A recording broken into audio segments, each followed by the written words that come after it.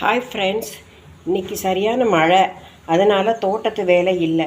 சரி, வீட்டில் தானே இருக்கோம், கை காலெலாம் ஒரே உளைச்சலாக இருக்குது, குறுக்கு வலியாக இருக்குது அப்படின்னு சொல்லிட்டு உளுந்தங்களி பண்ணலான்னு சொல்லிட்டு ஆரம்பித்தேன். உளுந்தங்களி பண்ணுறதுக்கு ஒரு ஆளாக்கு கருப்பு உளுந்து எடுத்திருக்கேன். உளுந்தை நல்லா வறுத்தாச்சு. இப்போ அரை ஆழாக்கு அரிசி அதில் போட்டு அதையும் நல்லா வறுத்துக்கிறோம்.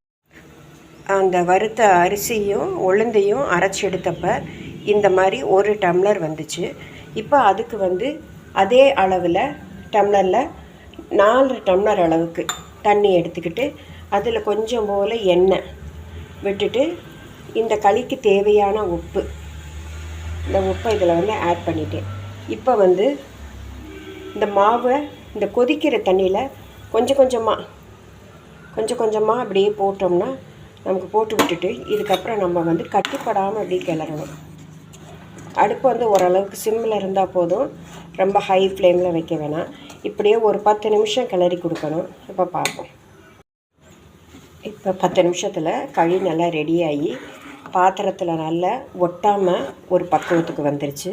இப்போ நம்ம இதை எப்படி சர்வ் பண்ணி சாப்பிட்றதுன்னு பார்க்கலாம். இது மாதிரி களியை நல்லா உருட்டிட்டு அதில் கருப்பட்டி போட்டு இப்போ அதில் நல்லா அந்த குழி நிறையிற மாதிரி நல்லெண்ணெய், ஃபுல்லாக நல்லெண்ணெய்.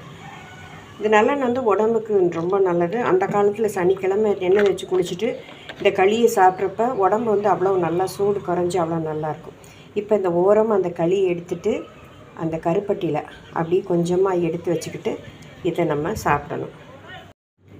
நீங்களும் செஞ்சு பார்த்துட்டு உங்கள் கமெண்ட்ஸை சொல்லுங்கள். அடுத்து இதே மாதிரி வேறு ஒரு ட்ரெடிஷ்னல் ஃபுட்டோடு நம்ம பார்க்கலாம். தேங்க்யூ. சப்ஸ்கிரைப்.